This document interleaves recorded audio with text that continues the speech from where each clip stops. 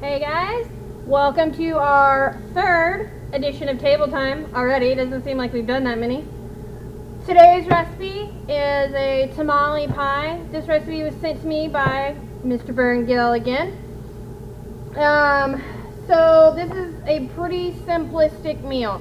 I've already started working on getting my ingredients prepped. Here I have, this is one whole yellow onion that's already been chopped up. This is a poblano pepper.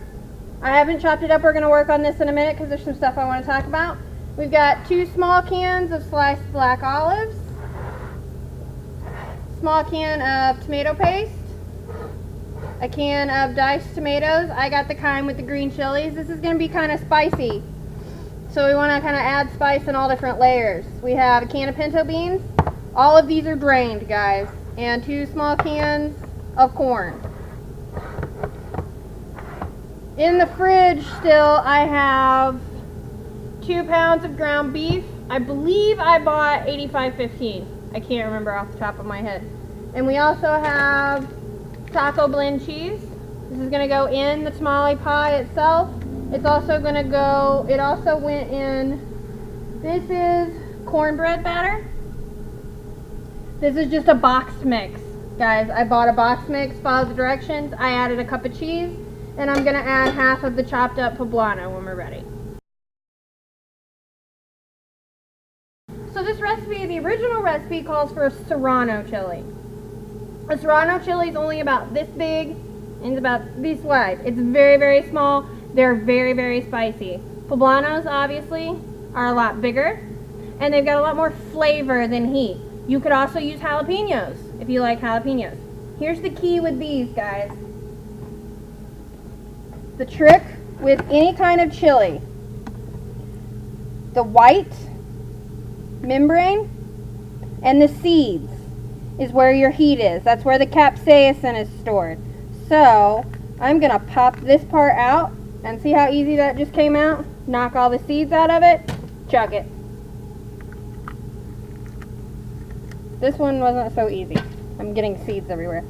Now guys, if you're doing this like I am, with bare hands, with jalapenos or serranos, I'm going to recommend wear rubber gloves. Because this is pure capsaicin in here, guys. You get this oil. It's an oil, so you get it in your fingers. It's going to seep down in your skin. Either wear rubber gloves or wash your hands immediately after handling chilies, peppers. And don't mess with your contacts. Yes, do not touch your eyes. I had the unfortunate experience to get jalapeno oil on a contact one time, and it's probably the most god-awful experience. And I don't wish that on anybody. I don't wish that on my worst enemy. You also don't want to pick your nose. Yeah, don't touch your face. Don't touch anything if you're handling these, guys, because that oil will get in there. So all I'm going to do, this half, I'm going to chop it real fine because I'm going to put it in my cornbread mix. I'm going to do the same thing with this half, and then we're going to get started cooking in a minute. Alright, so this is an oven recipe. This is why I said this could be good on the truck, because you can prep this, put it in several small pans, bake it in the lunchbox. So we're going to preheat to 400. If you're making it in the lunchbox only gets up to 350, so you're going to have to cook it a little bit longer. I'm also going to get my pan going here. You can cook this with olive oil, you can cook this with butter. I'm using butter, I don't have any olive oil. Again, it's one of those ingredients that I don't keep at home because I'm not home enough. If I was home, I would keep it, but I don't. So I do keep butter in the freezer. So we're going to use butter. So we're going to let this melt. Then we're going to add our onions. We're going to add our poblano. This recipe also called for bell pepper. I can't stand bell pepper. I do not like it at all, so I didn't put it in there. But if you like it, go for it. I'm also going to add some of our garlic that we bought last time we were home, because honestly I think everything's better with garlic. So recipe doesn't call for it, but I'm adding it. If you don't like garlic, don't put it in there. Alright, So our onions have almost got to the point where we want them. See how they're starting to look translucent? They're real nice and soft. I added another pat of butter because they were starting to brown. I don't want them to brown. So these are almost done. Remember what we said about garlic? Add it at the end because it burns. I add about a tablespoon of garlic. Again, you don't have to add the garlic. If you don't want garlic, don't put it in. We love garlic. Isn't that a table fork? Huh? A table fork of garlic? A table fork of garlic, yes. Not a tablespoon. So we're just going to let this garlic cook off a little bit because raw garlic is kind of funky and you want it to cook. So this is almost done, so I'm going to get my ground beef ready. I bought 85/20. And I have 2 pounds. The recipe only calls for 1.5 pounds, but 1.5 pounds is apparently a very strange measurement, and I didn't know what I was going to do with a 1/2 pound, so I'm just going to go ahead and add all of it. You know I need this knife again. Question. Yes. This came up a while ago. Yes. As far as simmering. Yes. Are you going to drain the beef, or are you gonna allow the liquid from that to be the simmering liquid? Yes. It depends on how much grease this makes. If it makes a lot of grease, yeah, I'm gonna drain it because I don't want it to have that fatty, greasy mouth feel, that funky, you know when something's greasy. I don't want that. But if it's not a whole lot, I'm just gonna go ahead and add all the rest of my ingredients in after the hamburger's done cooking. That's the reason I asked, because I made spaghetti one time and I made the mistake of not draining the hamburger. And it was greasy. Had that funky... Threw it out. Yeah. It was gross. So these look pretty good. That garlic, once you smell it, once you can smell the garlic, it's cooked. It does not take long for garlic to cook. And this is also going to cook further. I need a bowl. This will work. So this, we're going to set this to the side for right now. And that was a whole yellow onion, half of a poblano pepper, and about a tablespoon of garlic. You put the remainder of the poblano in the cornbread. I put the other half of the poblano in the cornbread. So, now,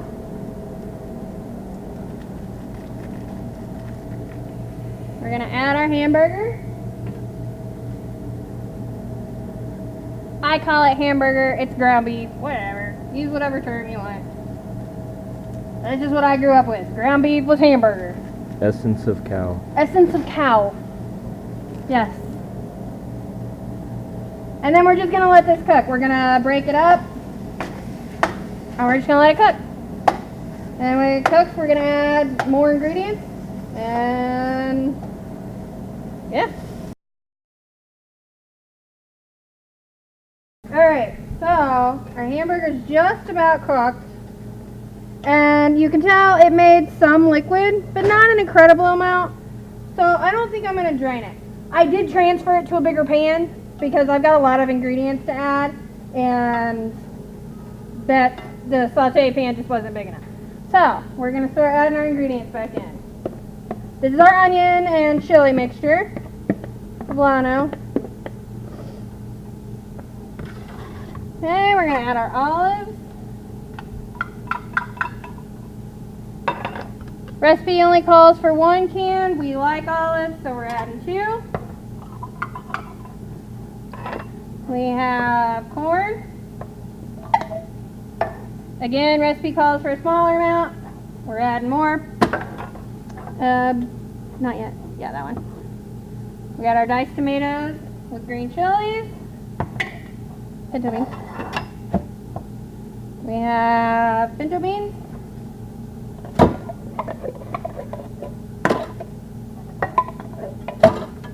And then last but not least, we have our tomato paste. And this is just a small can of tomato paste.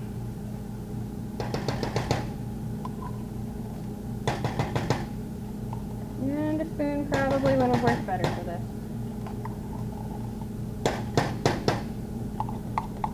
So I'm gonna put a little water in it. Nah, I got most of it. Okay. We're also gonna add our spices at this point. We're gonna put salt in. I added a little salt to the onions and a little salt to the hamburger, but we're gonna add some salt. We're gonna add chili powder. Good helping of chili powder. We're also gonna add cumin, my favorite. So we're gonna go kind of heavy on the cumin. That nice smoky, earthy flavor. And add a little bit of pepper. Guys, when you're thinking about spicy foods, you have so many different types of heat. You have your peppercorns. You have the heat from actual chili peppers. You have heat from cayenne pepper. All of it hits different places on your tongue. So it's all different kinds of heat. So it adds this layered experience.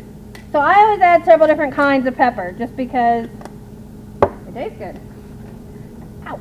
What has the capsaicin? Chili peppers have the capsaicin. That's what comes from the seeds and the ribs. Capsaicin's got a lot of medicinal benefits. Capsaicin's very good for you. It's good for your heart. It's good for your circulation. Capsaicin's really good for you. So guys, spicy food's good for you. It's good for your heart.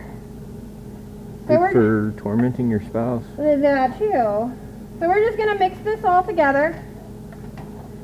We're gonna bring it to a simmer. It doesn't have a lot of liquid in it, so we don't want it to simmer real hard or it's just gonna cook all of that liquid out. And we're gonna cook it for about 20 minutes. Man, that looks good. Yes, it looks delicious. We're gonna cook it for about 20 minutes. And then we'll start putting the pie together. Alright, so our meat mixture simmered for about 15 minutes. We went ahead and transferred it into our pan.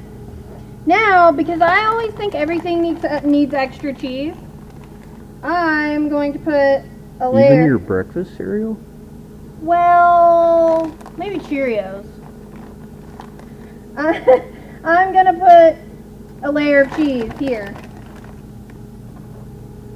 This is a taco blend cheese. Guys, use whatever you want. This is a totally customizable recipe. We got a layer of cheese. I don't know, Limburger cheese might not be too good. Hey, you've never had Limburger cheese. Don't knock it till you try it. So now we're putting our cornbread mixture. We're going to put it on top here. And get it out of the bowl. I went ahead and mixed this up while I was doing all my prep, just so I could save myself some time. Oops. Now all we're doing is we're spreading this out on top. It's pretty thick, so it's not spreading very well. Come on. See guys, there's always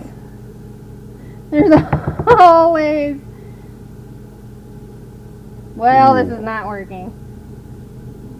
Maybe we should have added like some water. I don't know. Not It'll water. work.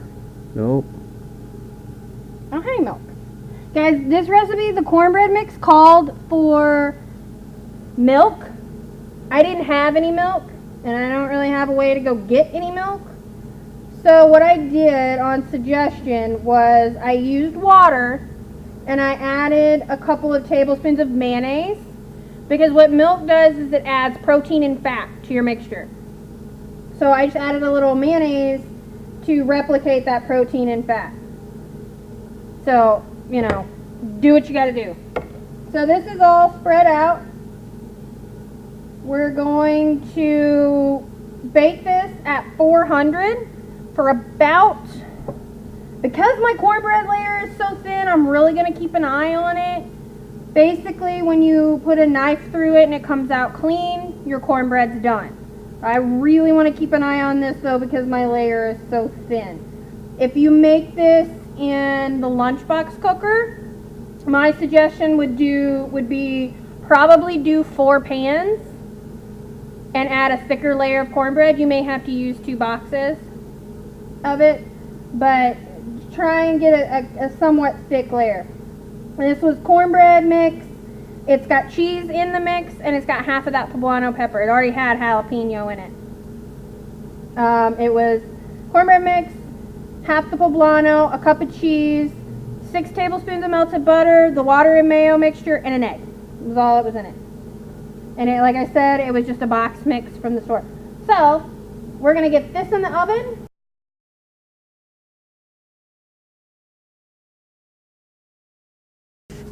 Alright, y'all. Finished product. Beautiful golden brown cornbread. Guys, this smells awesome. I haven't cut into it yet. You guys want to watch this? I'm going to cut into it. You ready for this? How big of a piece you want, Thing? Thing sized. Thing sized?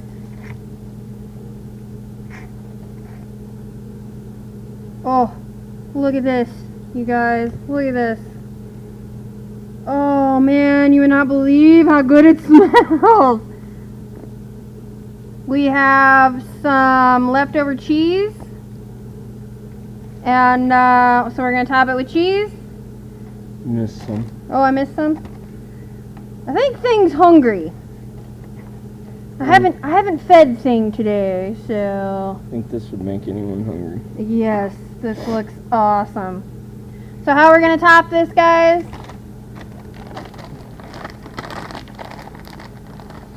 We're going to sprinkle some cheese on top. You want sour cream? And we're going to put a nice big dollop of sour cream right on top. There you go. Tamale pie. Like I said, guys, this would be pretty easy to do on the truck. All you would need to make this work, you would need some kind of burner to cook your hamburger and to cook all of the ingredients, and you'd need a lunchbox oven. This would easily make 3 to 4 meals in the lunchbox cooker. So, you know what? Guys, seriously, make this. It smells amazing. I can't wait to try it. If you guys are liking the videos, make sure you're subscribing down below. We do the table time edition. We do this kind of stuff once a month.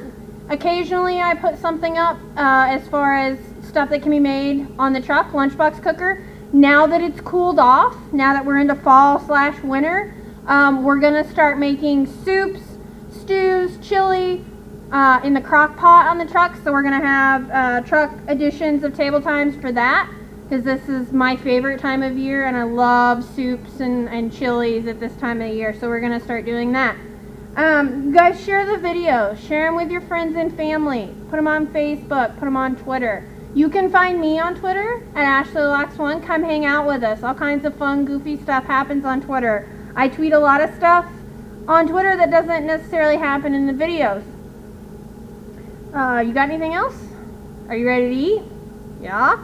Things ready to eat. So you guys have a good night, and we'll see you next time.